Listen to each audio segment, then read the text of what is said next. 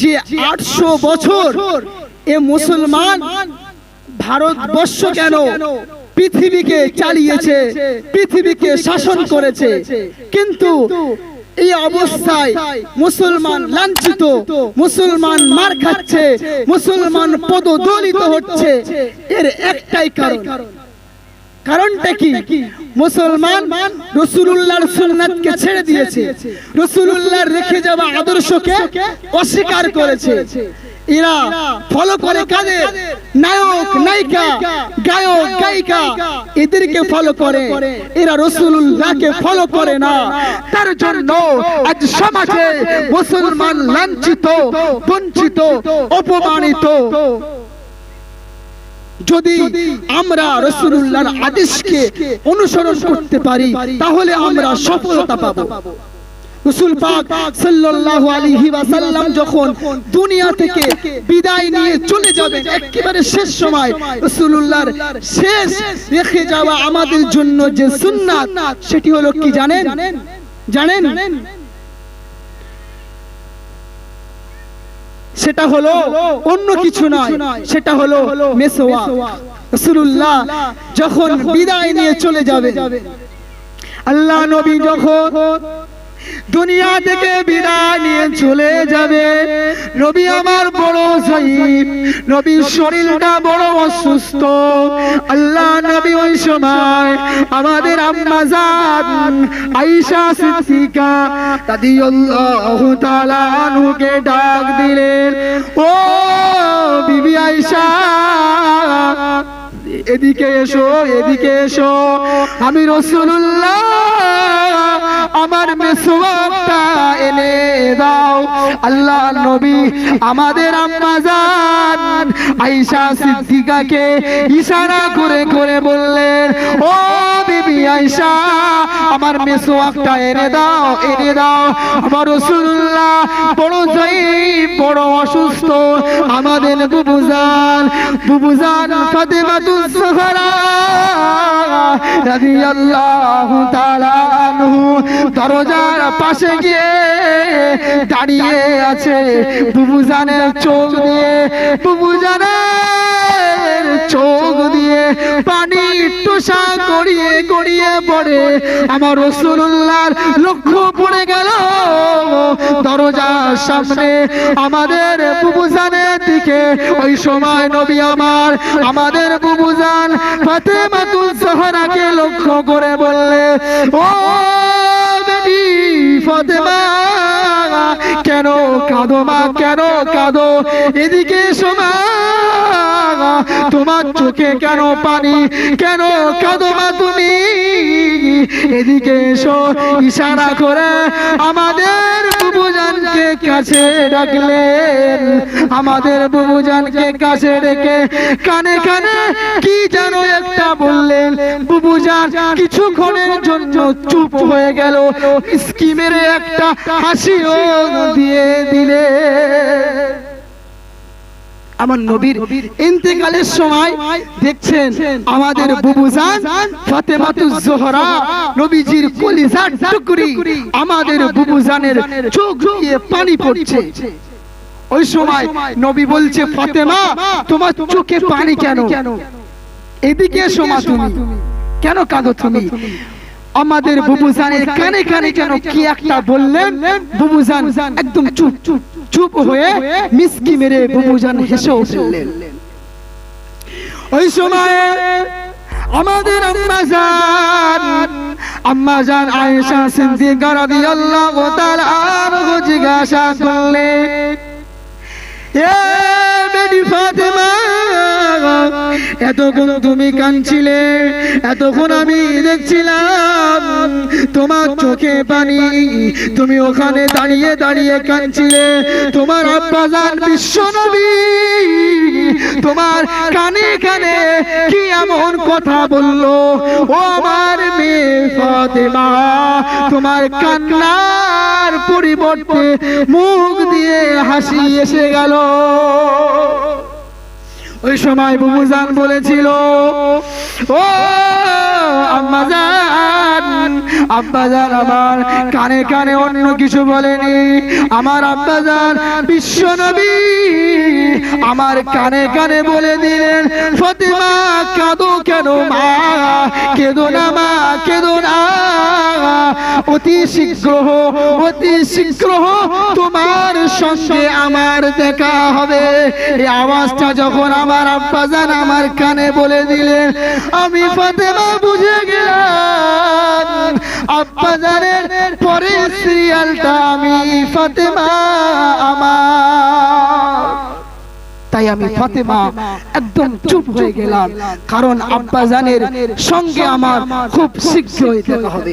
রাসূলুল্লাহ ইন্তেকালের সময় হযরতে আজরাইল আলাইহিস সালাম আমার নবীর জানটাকে কবজা করার জন্য আসলো। আইনামা তাকুনু ইদরিকুমুল মাউত আলাউ কুনতুম, আইনামা তাকুনু ইদরিকুমুল মাউত, রেহাই পাবে না মউতের হাত থেকে। যদিও তোমরা চলে যাও সাগরের পদতলে, যদি তোমরা লুকিয়ে থাকো কোথাও, মউত তোমাকে গ্রাস করবে। আলাউ কুনতুম ফি বুরুজিম মুশাইয়াদা, অর্থাৎ তোমরা মৃত্যু থেকে কেউ রেহাই পাবে না, সবাইকে মৃত্যুর স্বাদ গ্রহণ করতে হবে, কারণ আমাদের নবীকেও মৃত্যুর স্বাদ গ্রহণ করতে হয়েছে। হযরতে আজরাইল আলাইহিস সালাম আমার নবীর জানটাকে কবজা করার জন্য এসেছে। এসে বলছে, নবী যদি আপনি অনুমতি দেন তবে আপনার জানটাকে আমি কবজা করব, যদি অনুমতি না দেন বিয়াদবি করব না, চলে যাব। নবী বলছে, ভাই আজরাইল তুমি চলে যাবে আর আসবে না তো? আল্লাহর নবীকে লক্ষ্য করে হযরতে আজরাইল আলাইহিস সালাম বলেছিল, রাসূলুল্লাহ হাবিব আল্লাহ হুজুর আমি চলে যাব কিন্তু আবার আসব। কবে আসবে ভাই? কিয়ামতের আগে, কিয়ামত পর্যন্ত আপনাকে হায়াত দেওয়া হবে, তবে আপনার জান কবজা করা হবে, তবে আপনাকে মৃত্যুর স্বাদটা গ্রহণ করতে হবে। হে যুবকেরা, তরুণেরা, আব্বারা, আমার নবী ওই সময় বলেছিল, এ ভাই আজরাইল চলে যখন যেতে হবে, চাঁদ যখন কবজা করবে, তবে দেরি করো ভাই, করো করো করো, আমার জানটাকে তুমি কবজা করে নাও। এবারে আজরাইল আলাইহিস সালাম আমার নবীর জানটাকে আস্তে আস্তে গিয়ে শাহাদাত আমুলটাকে আমার নবীর বুকের উপরে রাখবেন।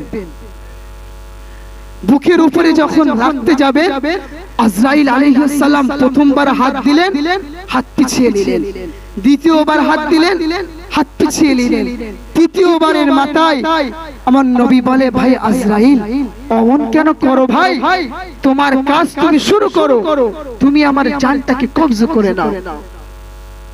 হযরত আজরাইল আলাইহিস সালাম আমার নবীর বুকের উপরে শাহাদাত আমলটাকে রাখলেন। আমার নবী ওই সময় বলেছিলেন, ও ভাই আজরাইল কি অন্যায় আমি করেছি ভাই, কি অপরাধ আমি তোমার কাছে করেছি ভাই, আমি আর রাসূলুল্লাহ আমার মনে হচ্ছে যেন তামাম উহুদ পাহাড়টা আমি রাসূলুল্লাহ তুমি আমার বুকের উপরে চাপিয়ে দিলে।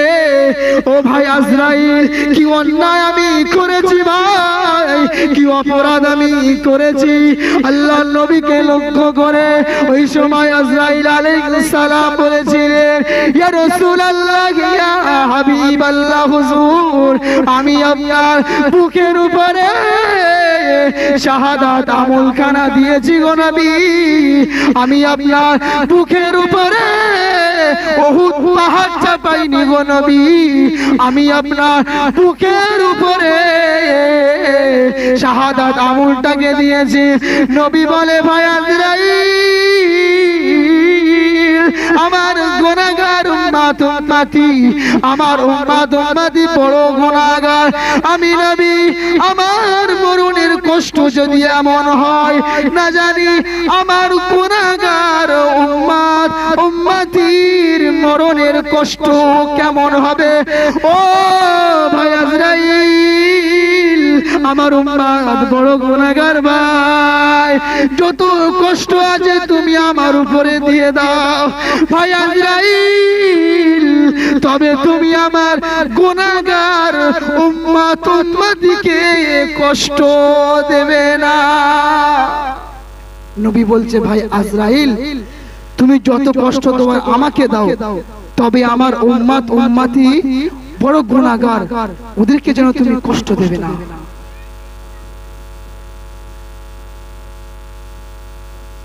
নবী আমার মৌতের সময়ও আমাদের জন্য চিন্তা করেছেন, রাসূল আমার মৃত্যুর সময়ও আমাদের চিন্তা করেছেন। আজ আমরা মুসলমান রাসূলের সুন্নাহকে ছেড়েছি, কিন্তু মহাত্মা গান্ধী বলে अगर राष्ट्र में अमानी करना चाहे तो, কোন মহাত্মা গান্ধী যে একটা বেধর্মী, সে বলছে अगर राष्ट्र में अमानी करना चाहे तो मोहम्मद को हुकूमत को इख्तियार करो। যদি মনে করো তুমি একজন পারফেক্ট কিছু হতে চাও, তাহলে তোমরা মুহাম্মদ সাল্লাল্লাহু আলাইহি ওয়াসাল্লামকে স্মরণ করো। আজ আমরা রাসূলকে স্মরণ করতে শিখিনি, আজ আমরা স্মরণ করেছি খেলোয়াড়দের, গায়কদের, নায়িকাদের। আজ আমরা চুল কাটছি খেলোয়াড়দের দেখে, আজ আমরা দাড়ি যদিও বা রাখি তবুও সে খেলোয়াড়দের দেখে। রাসূলুল্লাহর সুন্নাহ আমার পছন্দ হলো না, হায়রে বিরাট কোহলির সুন্নাহ, বিরাট কোহলির দাড়ি আমার পছন্দ হলো, কিন্তু নবীর আদর্শ, নবীর সুন্নতি দাড়িকে আমরা এখনো পছন্দ করতে পারলাম না। চিন্তা করো না, বিরাট কোহলির সঙ্গে তোমার হাসান নাসর যাবেন তো নাকি?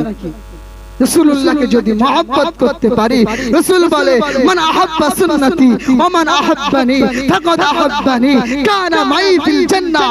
যে আমি রাসূলুল্লাহ আমার সুন্নাতকে ইক্তেদা করলো, যে আমি রাসূলুল্লাহ আমার সুন্নাতকে ভালোবাসলো, আমি রাসূলুল্লাহ কথা দিলাম তাকে না নিয়ে আমি আল্লাহ তাআলার দয়ার জান্নাতে প্রবেশ করব না। সাহাবারা নবীকে অত্যন্ত ভালোবাসতেন, অত্যন্ত মহব্বত আর পিয়ার করতেন। সাহাবারা রাসূলকে এতটা মহব্বত করতেন, রাসূলুল্লাহ যখন ইন্তেকাল করলো এই আওয়াজটা মক্কার চারিদিকে পৌঁছে গেল যে নবী ইন্তেকাল করেছে, নবী মারা গিয়েছে। তখন উমারে ফারুক তো খুব রাগী একজন সাহাবা না, উমার কি করলো, একটা তরোয়াল বার করলো, তরোয়াল বার করে বলছে কে বলেছে আমার নবী মারা গিয়েছে? এ কথা যে বলবে আমি উমর আমার এই তরোয়াল দিয়ে তার ধর থেকে গর্দানটা আলাদা করে দেব। আমার নবী মরতে পারে না। সাহাবারা সব কেঁদে কেঁদে জারে যা, আমার নবী দুনিয়া থেকে বিদায় নিয়ে চলে গিয়েছে। সাহাবাদের চোখ দিয়ে কান্না, মক্কাবাসী সব পাগল হয়ে জারে জার হয়ে গেল। আমার নবী দুনিয়া থেকে বিদায় নিয়ে চলে গেল। হে যুবকেরা, তরুণীরা, গাদ্দারা, মুসলমান ঘরের ছেলেমেয়েরা, আমার নবী ইন্তেকাল করেছে, আমার নবী দুনিয়া থেকে বিদায় নিয়ে চলে গেছে। এই আওয়াজটা সবার কানে যখন পৌঁছে গেল, হযরতে ওমর ফারুক রাদিয়াল্লাহু তাআলা আনহু একটা তরোয়াল নিয়ে হাজির হয়ে গেল। যে বলবে নবী ইন্তেকাল করেছে, যে বলবে নবী মারা গিয়েছে, আমি ওমর আমার এই তরোয়াল দেখতে পাচ্ছ, আমার এই তরোয়াল দিয়ে তার ধর থেকে গর্দানটা আলাদা করে দেব। আবু বকর কাঁদে, আলী কাররামাল্লাহ ওয়াজহাহু হুজুর কাঁদে, উসমান গনি রাদিয়াল্লাহু তাআলা আনহু কাঁদে, সকল সাহাবারা কেঁদে কেঁদে জারে জার হয়ে গেল। নবী আমার ইন্তেকাল করেছে, নবী আমার বিদায় নিয়েছে। আবু বকর রাদিয়াল্লাহু তাআলা আনহু বলে আমার নবী ইন্তেকাল করেছে, আমার নবী মারা গিয়েছে, আমি আবু বকর যদি ভেঙে পড়ি আর সব সাহাবাদের উপায় কি হবে? আবু বকর রাদিয়াল্লাহু তাআলা আনহু চলে গেল। মক্কাবাসীদেরকে লক্ষ্য করে কোরআনের আয়াত শোনাতে লাগলো, ওমা মুহাম্মাদুর ইল্লা রাসূল। আবু বকর রাদিয়াল্লাহু তাআলা আনহু যখন এই আয়াতটা শোনালো, সাহাবারা সব অবাক হয়ে আবু বকরের মুখের দিকে তাকিয়ে আছে। আবু বকর সবথেকে বড়। আবু বকর কি করলো? মক্কায় গিয়ে একটা আয়াত পড়লো, ওমা মুহাম্মাদুন ইল্লা রাসূল قد خلت من قبله الرسل أفإن مات أو قتل انقلبتم